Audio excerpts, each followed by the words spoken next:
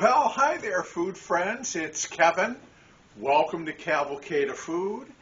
And today we are going to be talking about Jello molds. Not so much Jello, although it's hard to distinguish those two things. But I will say that over the years, especially the years since I've been here in this kitchen studio, of the many little things that adorn the Cavalcade Studio kitchen, the thing I get the most questions about or comments about are the Jello molds that are on the upper walls here of the studio.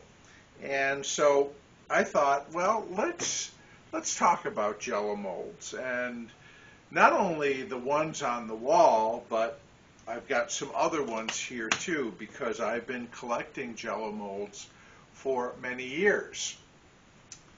But before we can talk about Jello molds, we should really talk a little bit quickly, briefly about Jello, which I think is a very common food to most of us, and I would say it's a quintessentially the Jell-O that we know, the colored, fruity flavored stuff, is very much an American thing, and has been around since the early part of the 20th century.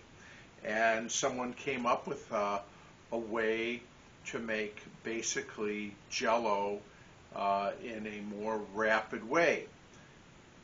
While we may think of Jell-O as sort of, not gourmet and not even a sophisticated food, originally gelatins of all kinds were foods that were very much reserved for the wealthy and the aristocratic class, because to make gelatin was unbelievably time-consuming.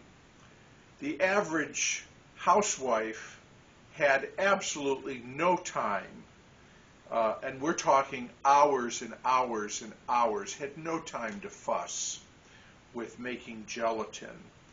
However, rich people had a kitchen staff. They had cooks, and since cooks were paid to prepare meals, they would often prepare gelatin.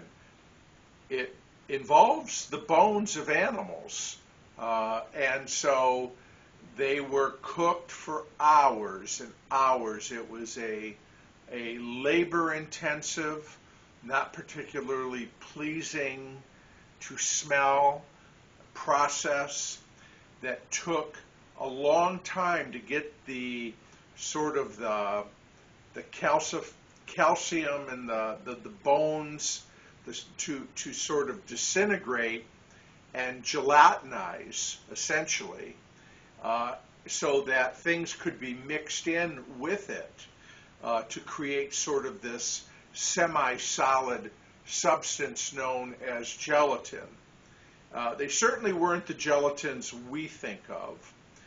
They were more like aspics. If you've heard that word, aspic is basically a gelatin, typically savory kind of salad, often made with tomato juice or other sort of savory ingredients, and it uses a unflavored gelatin.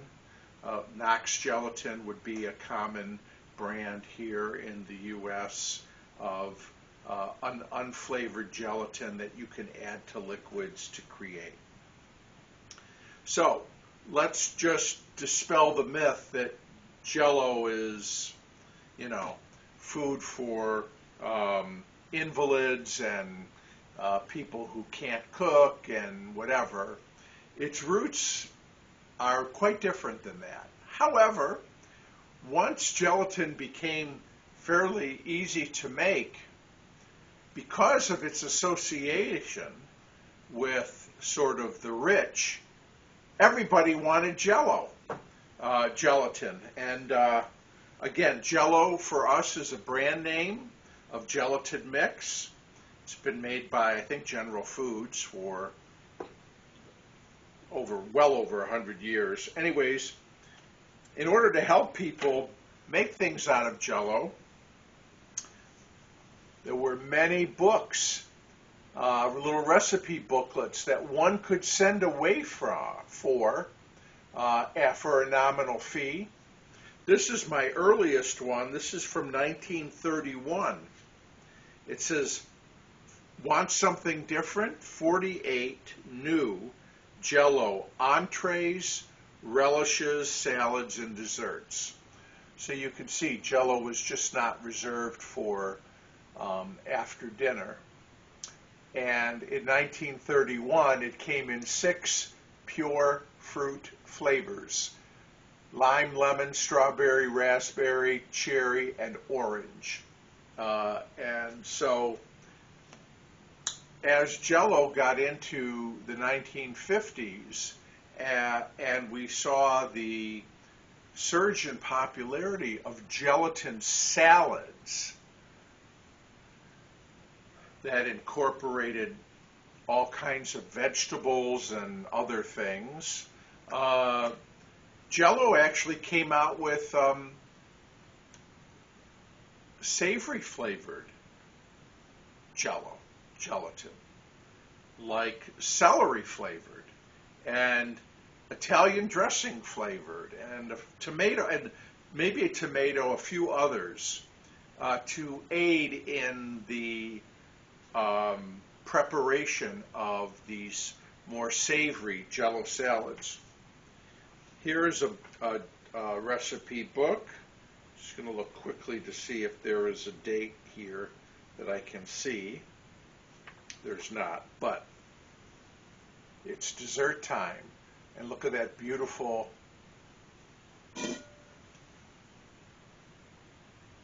molded Jell-O salad. Then there was a whole series of books called The Joys of Jell-O. And these are just full of hundreds and hundreds of wonderful Jell-O recipes. And on the back, you can send in for Jello Molds. This is where a lot of these Jello Molds came from. They were actually sold by Jell-O, the Jell-O company, to people. You've got a ring mold, fluted mold, tall crown mold, and you can see there's always room for Jell-O was one of their slogans. Here are some examples of some Jell-O'd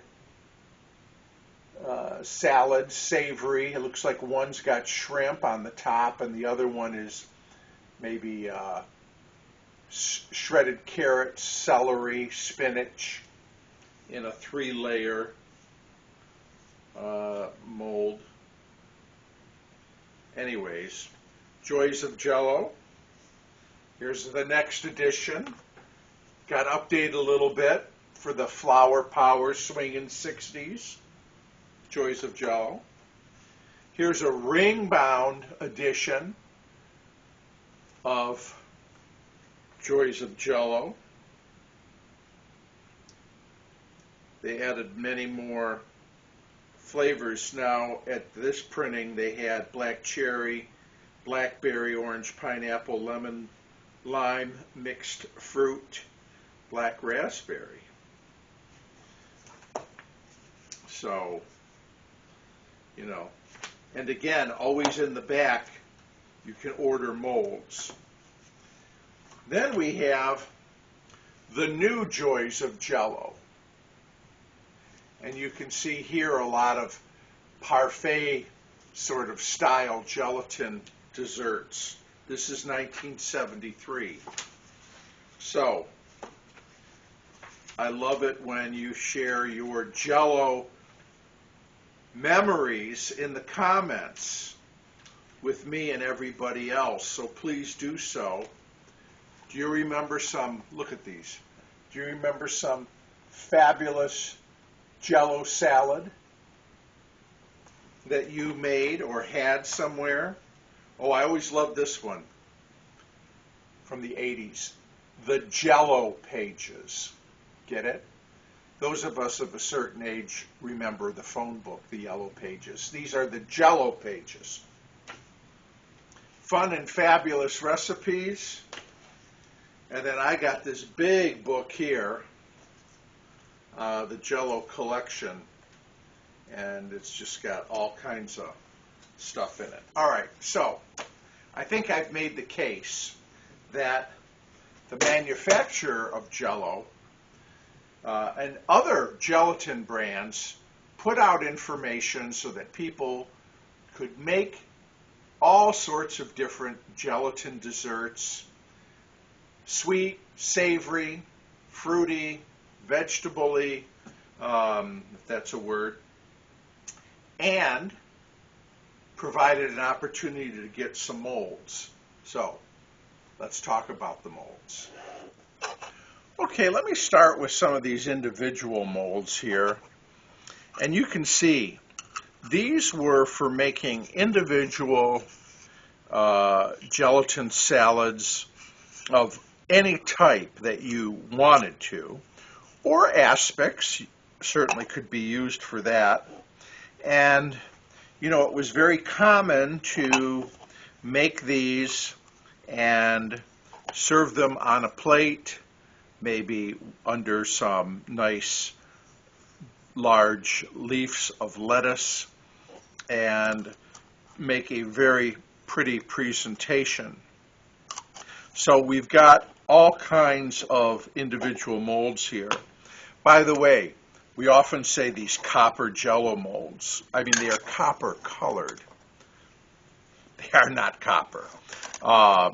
If they were, boy, this would be worth a fortune. These are aluminum molds. They're all made out of aluminum. And some of them are anodized with copper coloring because, you know what? They look nicer in that color. Here's these, and you can see embossed right on the top, Jell-O. So this is an example of this fluted Jell-O mold that you would have sent away from, and they were like I think you got 4 of them for 25 cents or something like that, incredibly inexpensive.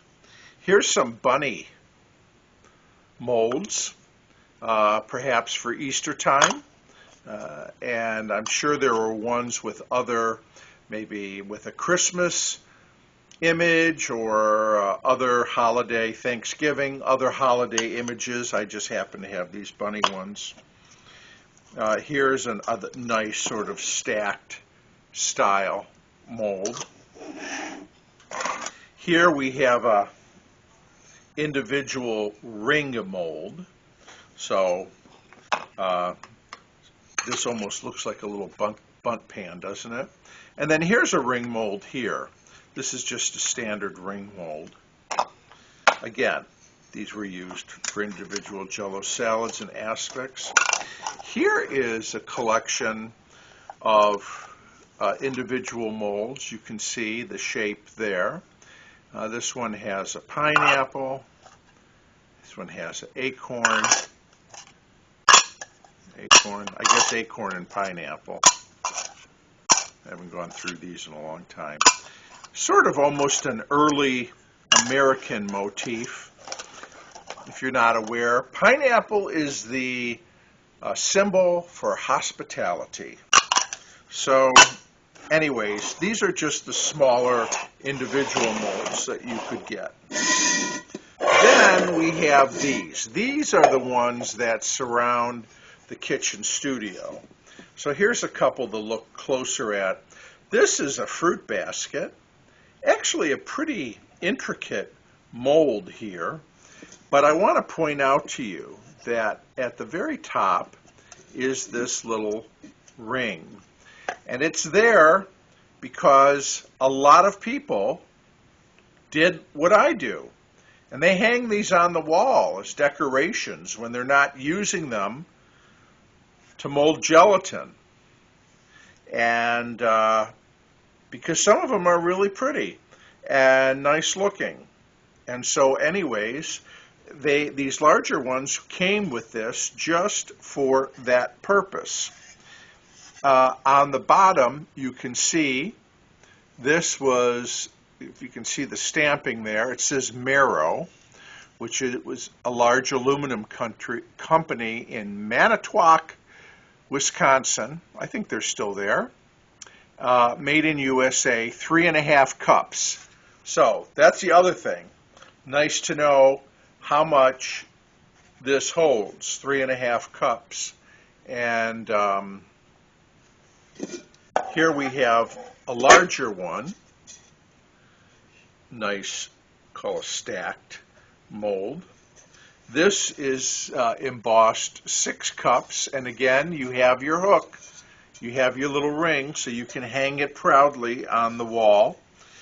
I do not see a stamping of manufacturer, so I don't know if this was made by Mero or another company. I would say, too, on certain things, you could also, these are pretty thin, but I have seen recipes where you could bake things in these molds. If you were not using them for gelatin, you could bake small little cakes and muffins in those molds as well. So again, these were functional, obviously, as Jello molds, but they were also decorative.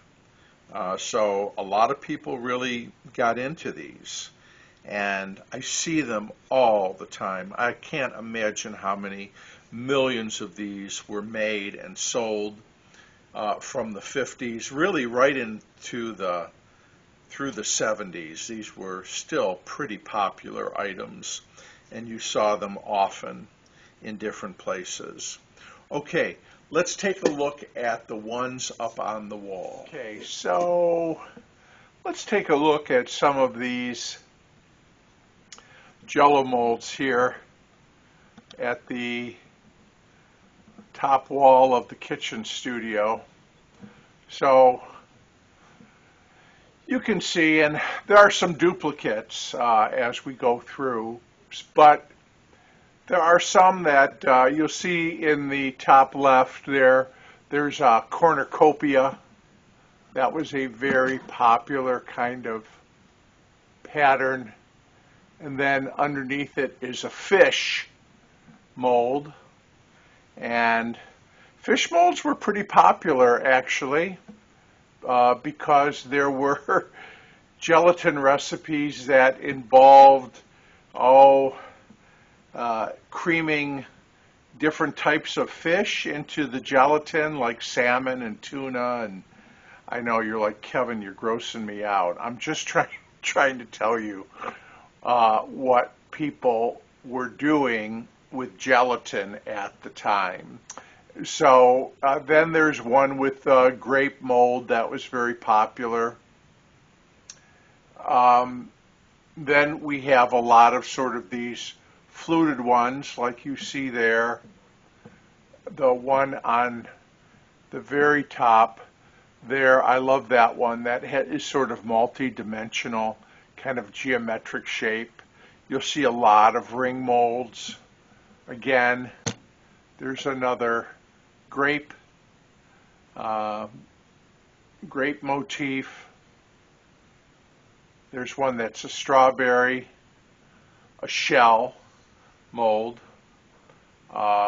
Then you see there's a couple here that are sort of, they almost look like some sort of fruit, like a melon or something like that, the way that they're sculpted. Of course, we have a clover, and then the fruit theme is something quite regular that we see.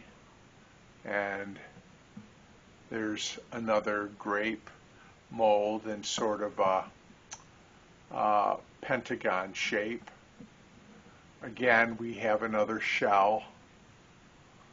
There are some more of those smallish, round, oval-shaped molds. There's a big flower mold. And then we come down. There's a butterfly. That's a nice one. I always like that one. And then above my Woolworth lunch counter sign, we have a heart mold for Valentine's Day or other special occasions. So here's some additional molds: layered molds, ring molds, tube molds. There's a pineapple. That one actually is orange for some reason. Star mold, another geometric mold. These are the 4 seasons, that's spring and summer. And then we have fall and winter. And again, a lot of fluted molds, more grapes.